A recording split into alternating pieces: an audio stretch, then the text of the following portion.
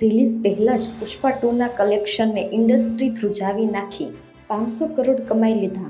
અલ્લુ અર્જુનની પુષ્પા 2ની લોકો આતુરતાથી રાહ જોઈ રહ્યા છે.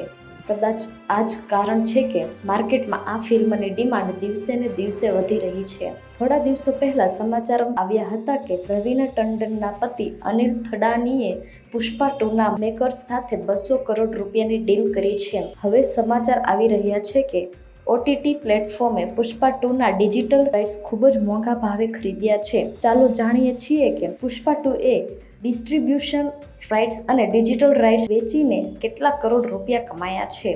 અહેવાલ મુજબ અનિલ થડાનીએ પુષ્પા 2ને ઉત્તર ભારતના થિયેટરોમાં લઈ જવાની જવાબદારી લીધી છે.